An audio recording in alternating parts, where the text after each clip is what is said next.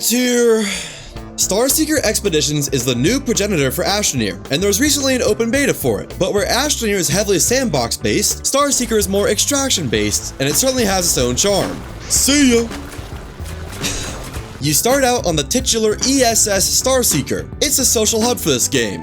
Here, there's lots of quests to do, and a whole lot of kit you can craft. To do quests or get resources for crafting, you launch down to the playable area, the entirety of the planet Tephra. And as soon as you load in, you have 30 minutes of oxygen that you can spend on the planet, do whatever you want before you have to return or suffocate. Despite that timer, the base movement speed really isn't that fast. Without upgrades, you probably have a hard time even crossing one of the continents. But thankfully, there are a lot of things that you can do to get around quicker. Most of them are expected, an upgrade for stamina or a mod to allow you to dash, but my favorite is one that isn't even meant for movement. It's the Air Blast nozzle. Air Blast, which is meant to knock back and stun creatures. You're done. But every time you use it, you can knock yourself back too. And it's powerful enough that you can basically just outright fly with it. Uh-oh.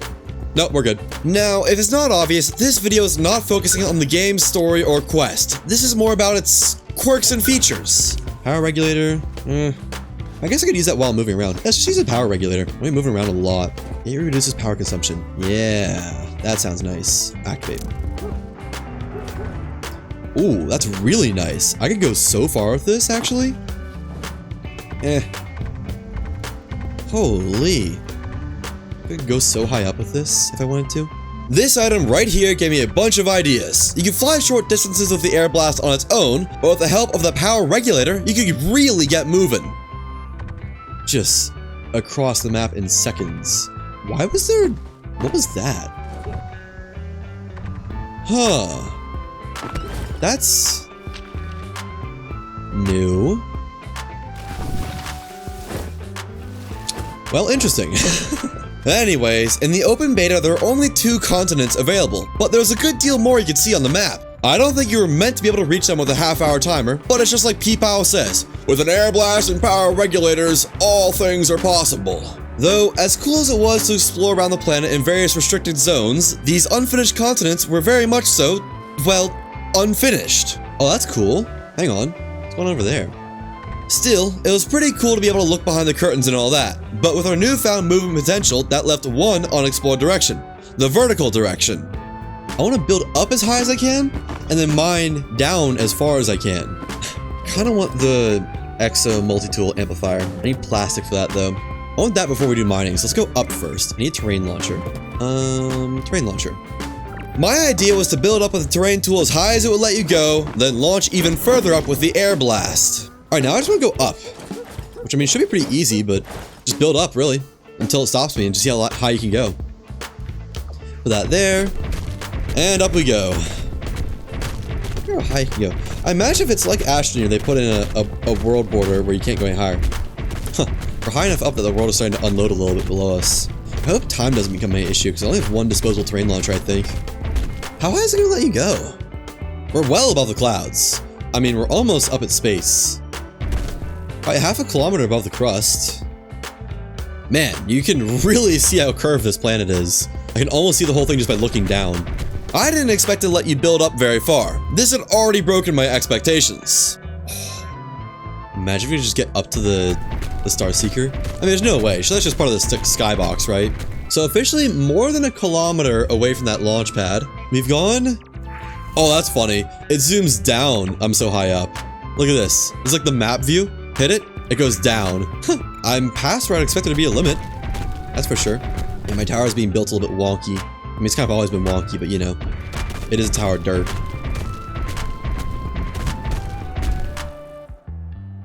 What? Wait, what? Am I standing on it sideways? What is going on? My gravity changed. Huh. If I go down far enough, it's normal. Oh, that's GG. We're gonna have to try this again, I think, because that was interesting. Am I even gonna be able to stop my momentum? I'm not actually falling that fast. Seems like the terminal velocity is very generous. Yeah, that was not very much of an issue. Huh. We're definitely gonna have to try that again. I guess first we'll mine down, because I feel like mine down is gonna be faster than it will be going up. I wonder what happens if I jumped off the pillar at that point. Would I have just free-falled into space? Anyways, down we go. Let's see if there's a core of this place. Imagine if there's a gateway. I don't think there will be though, because I think the gateway chambers were something that was like part of the Astroneer training program, like specifically to teach Astroneers to interface with the prehistoric tech. Slash... Oh. That's disappointing. Okay, there's an unminable layer.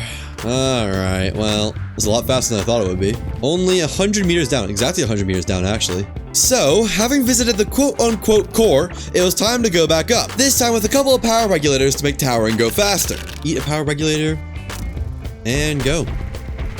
I kind of feel like I'll just get to a point where gravity changes, and then I'll just be falling to the side forever.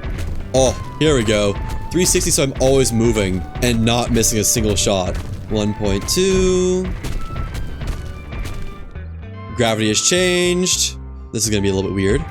Why is gravity going that way?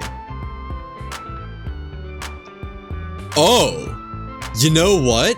I bet it's the gravity of the Starseeker. No way, is it actually? This feels like it's right on level of the Starseeker. I think we can get over there. I know it's really far, but like, I feel like a glider or something. We can still go kind of up and towards it for now. We're 1.3 kilometers. I mean, it's far. It's very far. Oh, no more terrain. So that's probably the limit of terrain then. Let me see. Yep, no more terrain. Well, I think it's try to just see how far we can get with the air blast and power regulator and just see what happens. I want to do this to get the bounce. And then swap over to that. X. Once we get up a little ways. Activate. There we go. I know this probably won't get me there, but let's see how far I can get. If only there's some way to regenerate power. Like in the air. Oh, we're not even close. So what happens if we're just falling forever now? Yeah, we weren't ever making it there in half an hour. You need some way to have infinite power. If there's any way to have infinite power, then you totally could. I'm just falling down the entire planet now. I'm pretty sure I'm on the Starseeker's gravity, because I'm pretty much exactly flat to it. I wonder if that means the hub is actually loaded in while the planet is loaded in. We got 17 minutes to fall. Does this do anything if I use another one of these? Oh, hang on. Hang on. I just want to see how far I can get. Just keep spamming it over and over. So now I need altitude, unfortunately. We're not moving very fast. I think most of our momentum is... I'm about to try this again. Okay, it's very purple over there for some reason. 3 kilometers away from the planet. Okay, well, I wish I figured that out about power regulators a little bit sooner, but that's interesting. Oh, we're actually really close. I do want to see what happens if we just fall now. Whoa. Why does that all look so weird? The Discord will enjoy that one, surely. So is the skybox just a sphere? We passed through the skybox, I think. I'm not sure. 3 minutes still. Okay. So far from home. 30 seconds of oxygen. Immediate return is critical.